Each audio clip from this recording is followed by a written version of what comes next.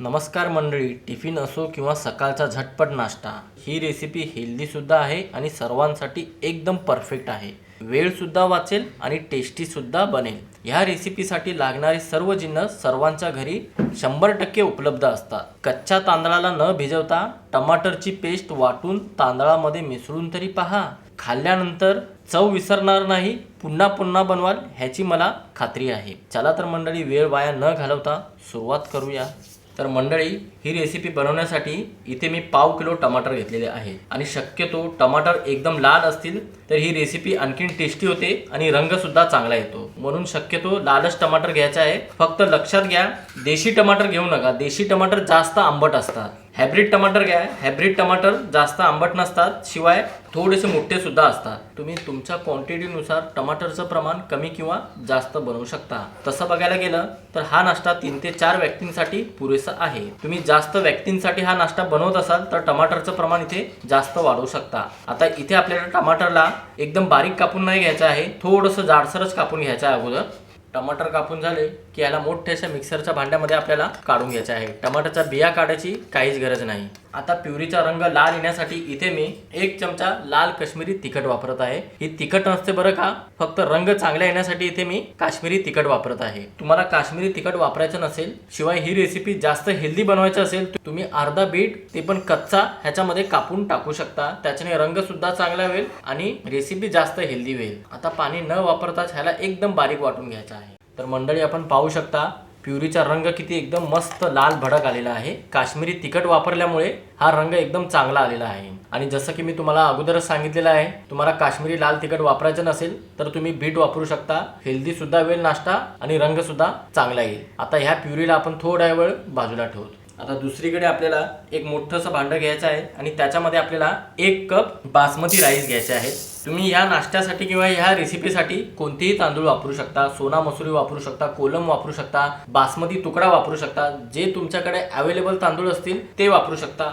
आता आपल्याला ह्या तांदळाला स्वच्छ धुवून घ्यायचं आहे, कारण की बाजारामधून आपण पॅकेट बंद हे तांदूळ आणतो. त्याला केमिकल लागलेलं असतं, शिवाय ह्याच्यामध्ये स्टार्च सुद्धा जास्त प्रमाणामध्ये असतं. म्हणून नाश्ता मऊ होण्यासाठी हा स्टार्च निघणं जास्त महत्त्वाचं आहे. आणि पाहू शकता पाणी किती गढूळ झालेलं आहे. तांदूळ धुण्या अगोदर आपल्याला तांदळाला स्वच्छ निवडून घ्यायचं आहे. त्याच्यामधले बारीक बारीक खडे संपूर्ण काढून घ्यायचे आहेत. अगोदर ह्याला 2 ते 3 वेळा मी स्वच्छ धुवून घेतो आणि ह्याच्यामधलं पाणी वेगळं करून टाकतो. कच्च्या तांदळाला स्वच्छ धुवून घेतलं आणि त्याचं पाणी वेगळं करून टाकलं की ह्याला मोठ्याशा पॅनमध्ये किंवा एखाद्या कढईमध्ये आपल्याला संपूर्ण तांदूळ काढून घ्यायचे आहे. या तांदळाला आपल्याला भिजत ठेवायची काहीच गरज नाही, म्हणजे अशी कोणतीही पूर्वतयारी आपल्याला करायची गरजच नाही. आता ह्याच्यामध्ये आपल्याला वाटून ठेवलेली टमाटरची प्युरी म्हणजेच की टमाटरची पेस्ट संपूर्ण काढून घ्यायची आहे.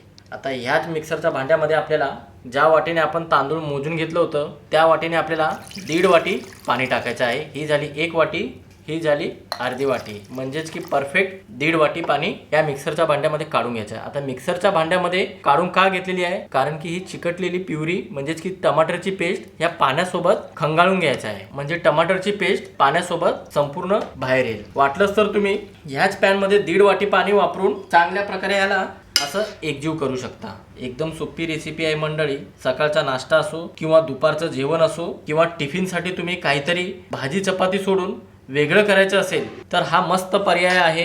रेसिपी आवडल्यास प्लीज माझ्या चॅनलला सबस्क्राईब करा. सबस्क्राईब केल्यानंतर बाजूची घंटी नक्की दाबा, जेणेकरून प्रत्येक व्हिडिओचं नोटिफिकेशन सर्वात अगोदर तुम्हाला भेटेल. आता मंडळी, पुढच्या स्टेपसाठी आपल्याला किचनकडे जायचं आहे.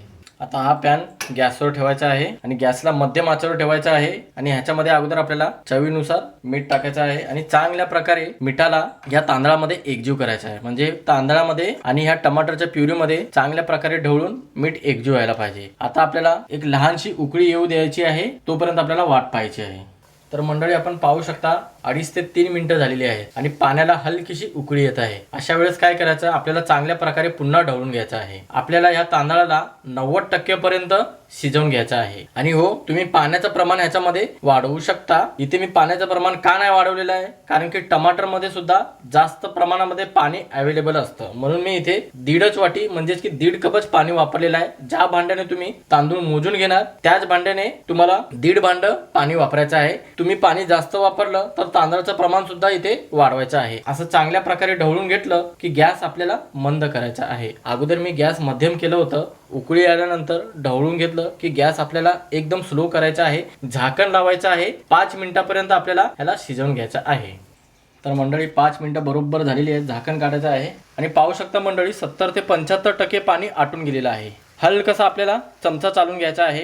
5 मिनिटं झाकून ठेवल्यानंतर आपल्याला मध्ये मध्ये चमचा चालवायचा आहे, नाहीतर हे बुडाला चिटकून राहणार. म्हणून आपल्याला चमचा चालवणं महत्त्वाचं आहे झाकून ठेवल्यावर. आता ह्याच्यामध्ये आपल्याला एक लहानसा बटरचा क्यूब टाकायचा आहे आणि चांगल्या प्रकारे परतून घ्यायचा आहे. तुम्हाला बटरचा क्यूब टाकायचा नसेल तर तुम्ही 2 चमचे साजूक तूप वापरला तरी चालेल किंवा 2 चमचे तेल वापरू शकता. पण बटरच्या क्यूबने काय होतं, हा भात चांगला एकदम मोकळा होतो आणि खायला सुद्धा एकदम चांगली चव येते. आणि तूप टाकल्याने काय होतं माहितीये काय, जसं जसं हे थंड होणार तसं तसं तुपाला आणखीन जास्त घट्टपणा येणार आणि भात चिटकूनच राहतो. म्हणून मी सजेस्ट करेन तुम्ही बटरचा छोटासा क्यूबच वापरायचा आहे. चांगल्या प्रकारे ढवळून घ्यायचा आहे 1 ते 2 मिनिटापर्यंत. 1.5 ते 2 मिनिटं झालेली आहेत. हलक्या हाताने ह्याला ढवळून घ्यायचं आहे, नाहीतर काय होणार, भाताचे तुकडे होणार. म्हणून आपल्याला हलक्या हाताने ढवळून घ्यायचं आहे. आता आपल्याला गॅस बंद करायचा आहे आणि पुन्हा याला पॅन मध्येच थंड होऊ द्यायचं आहे झाकण लावून. गॅस बंदच राहू द्या बरं का. आणि या वाफेने उरलेलं 10% सुद्धा चांगल्या प्रकारे भात शिजेल.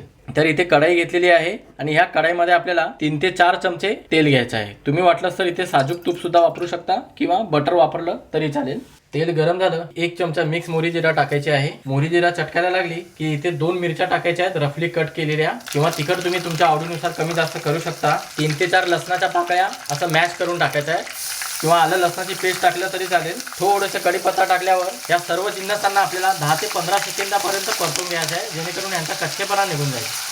असं 15 सेकंदापर्यंत या मसाल्यांना परतून घेतलं की यांचा कच्चेपणा निघून जातो. आता इथे यावेळेस आपल्याला 2 मोठ्या आकाराचे कांदे असे उभे कापून घेतलेले आहेत. बारीक कापून घेऊ नका बरं का. आणि कांद्याला फक्त आपल्याला 1 मिनिटापर्यंत परतून घ्यायचा आहे, गॅसला फास्ट करून. गॅसला एकदम मंद करून तुम्ही परतून घेतला तर कांदे जास्त शिजणार. ह्याला फक्त कुरकुरीतपणा येईपर्यंत आपल्याला परतून घ्यायचा आहे, म्हणजेच की हलकासा ह्याचा कच्चेपणा निघून जायला पाहिजे. तर मंडळी 1 मिनिटापर्यंत गॅसला फास्ट करून ह्याला परतून घेतलं की कांद्याला पाणी सुटत नाही, त्याच्यामुळे कांदे जास्त नरम होत नाही. आणि पाहू शकता हलकेसे ट्रान्सपरंट दिसत आहे, कुरकुरीतपणा जसाचा तसा आहे. आता इथे यावेळेस आपल्याला 50 ते 100 ग्राम हिरवे ताजे वाटाणे वापरायचे आहेत. तुमच्याकडे ताजे वाटाणे नसतील तर फ्रोझन वाटाणे वापरू शकता. एक लहान आकाराची ढोबळी मिरची अशी बारीक कापून घ्यायची आहे. आणि आता सर्व जिन्नसांना म्हणजे या भाज्यांना आपल्याला 2 मिनिटापर्यंत परतून घ्यायचं आहे, जेणेकरून ढोबळी मिरची आणि वाटाणे चांगल्या प्रकारे शिजतील. तुम्ही याच्यामध्ये तुमच्या आवडीसवडीनुसार भाज्या वापरू शकता, म्हणजेच की गाजर वापरू शकता, बीन्स वापरू शकता, फ्लॉवर वापरू शकता, कोबी वापरू शकता. माझ्याकडे ज्या भाज्या अवेलेबल होत्या त्या भाज्या वापरलेल्या आहेत. किंवा तुम्ही वाटाणे आणि ढोबळी मिरची न वापरता फक्त कांदा वापरून सुद्धा ही रेसिपी बनवू शकता. तर मंडळी 2 मिनिटापर्यंत मस्तपैकी या भाज्यांना परतवून घेतलेला आहे आणि यांचा कच्चेपणा निघून गेलेला आहे. वाटाणे आणि ढोबळी मिरची चांगल्या प्रकारे शिजलेली आहे. तुम्हाला 2 मिनिटापर्यंत परतवून घ्यायचं नसेल तर तुम्ही याला 2 ते 3 मिनिटापर्यंत झाकून ठेवलं तरी काही हरकत नाही. पण अगोदर आपल्याला कांद्याला जास्त परतवून घ्यायचं नाही, कारण की आपण नंतर भाज्या परतवून घेताना कांदे जास्त शिजतील. म्हणून आपल्याला अगोदर काही सेकंद किंवा 1 मिनिटापर्यंत परतवून घ्यायचं आहे, जेणेकरून कांदे गळायला नाही पाहिजेत. अशा प्रकारे सर्व भाज्या फ्राय करून झाल्यावर इथे आपल्याला शिजवून घेतलेला भात संपूर्ण या भाज्यामध्ये काढून घ्यायचा आहे. आणि ह्याबरोबर भाताची चव अप्रतिम येण्यासाठी इथे आपल्याला 1 चमचा फ्राईड राईस मसाला वापरायचा आहे. रेडीमेड कोणत्याही किराणा स्टोअर मध्ये सहज भेटेल. रंग सुद्धा चांगला येईल आणि चव सुद्धा चांगली येईल. तुम्हाला फ्राईड राईस मसाला वापरायचा नसेल तर तुम्ही सांबार मसाला वापरू शकता, किंवा पावभाजी मसाला वापरू शकता, किंवा मॅगी मसाला सुद्धा वापरू शकता. पण मी सजेस्ट करेन फ्राईड राईस मसाला वापरा. चव अप्रतिम येते आणि मुलं सुद्धा आवडीने खातील. रंग चांगला येण्यासाठी पाव चमचा हळद पावडर टाकायचा आहे. आणि ह्या सर्व जिन्नसांना भातामध्ये चांगल्या प्रकारे एकजीव सुद्धा करायचा आहे आणि 1 मिनिटापर्यंत परतवून सुद्धा घ्यायचं आहे. मंडळी पाहिलंत ना, जबरदस्त असा टॅमॅटो फ्राईड राईस झटपट तयार होतो. कोणतीही पूर्वतयारी न करता हा फ्राईड राईस तुम्ही सुद्धा बनवू शकता. तुमच्याकडे शिल्लकचा भात असेल त्यामध्ये सुद्धा तुम्ही फ्राईड राईस असं भाज्या मिक्स करून बनवू शकता. पर्याय भरपूरच आहे. रेसिपी आवडल्यास प्लीज चॅनलला लाईक करायला विसरू नका. तर मंडळी 1.5 ते 2 मिनिटापर्यंत चांगल्या प्रकारे सर्व भाज्या एकजीव सुद्धा झालेल्या आहेत आणि मस्तपैकी परतवून घेतलेला आहे. तुम्हाला हा राईस कोरडा वाटत असेल तर थोडंसं तुम्ही ह्याच्यामध्ये पाणी शिपडू शकता. आता 90% अगोदर आपण भात शिजवून घेतलेला होता. आता संपूर्ण भात शिजण्यासाठी इथे आपल्याला झाकण लावायचं आहे. गॅसला मंद ठेवायचा आहे. 2 मिनिटापर्यंत वाफ काढून घ्यायचा आहे. 2 ते 2.5 मिनिटं झालेली आहेत. झाकण काढायचं आहे. चमचा चालवण्या अगोदर इथे आपल्याला भरपूर प्रमाणामध्ये कोथिंबीर वापरायची आहे, बारीक कापून. हलक्या हाताने आपल्याला असं चमचा चालवून घ्यायचा आहे, चांगल्या प्रकारे एकजीव करायचं आहे. मग संपूर्ण तयार झाला झटपट टॅमॅटो फ्राईड राईस. बघता क्षणी तुमच्या तोंडाला नक्की पाणी सुटलं असेल मंडळी. अशा पद्धतीने एकदा टॅमॅटो फ्राईड राईस बनवून पहा. तुम्ही बाकीचे राईस तुम्ही 100% विसराल इतकं मला खात्री आहे. आता फटाफट ह्याला सर्विंग प्लेट मध्ये काढून घेतो. ना कोणती खिचडी, ना कोणता पुलाव, ना कोणती बिर्याणी, असा मस्त टॅमॅटो फ्राईड राईस बनवला. दुपारचा जेवणाचा बेत सुद्धा होणार, सकाळचा नाश्ता सुद्धा होणार आणि टिफिनसाठी काहीतरी चटपटीत बनवायचं असेल आणि हेल्दी बनवायचं असेल तर हा मस्त पर्याय आहे मंडळी. एकदा ह्या पद्धतीने टॅमॅटो राईस बनवून पहा. मुलांना तर आवडणारच, मोठ्यांना सुद्धा आवडणार. झटक्यामध्ये संपेल इतकं मी तुम्हाला 100% खात्रीने सांगतो मंडळी. ह्याच्याबरोबर तुम्ही शेजवान चटणी सुद्धा खाऊ शकता किंवा दही सुद्धा खाऊ शकता. चवीला एकदम बेस्ट लागणार. चला तर मंडळी, अशाच नवनवीन रेसिपीसह पुन्हा एकदा भेटूया. धन्यवाद.